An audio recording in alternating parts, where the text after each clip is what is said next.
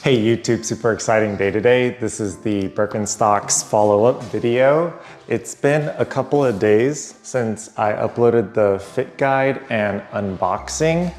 We already have some toe prints here, and I think it's from the soft footbed that's a little bit easier to break into.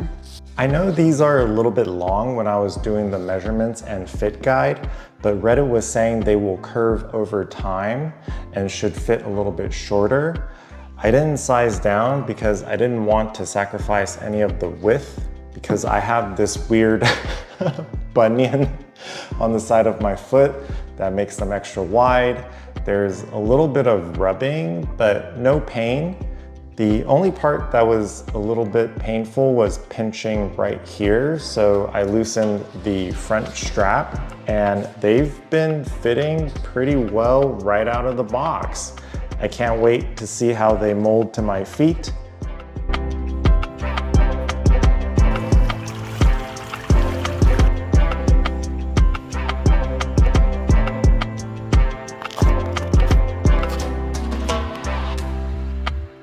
It's been over 6 months with these, and I think I got really lucky, didn't experience the uncomfortable break-in phase because I think that's the soft sole that I went with.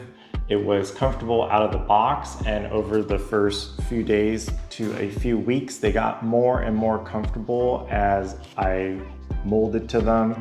And after a few weeks, that comfort level has plateaued and it's stayed the same ever since.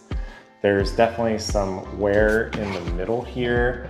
I kind of have them on every day, some days long, some days short. They've definitely seen the sands of the ocean to the snowy mountains. The curvature here didn't start getting noticeable until a few months into it. So I'm really glad I stuck with the larger size because they do fit a little bit smaller now. And after a few months was also when I started noticing the leather here starting to crease permanently, but it still feels very soft on the foot.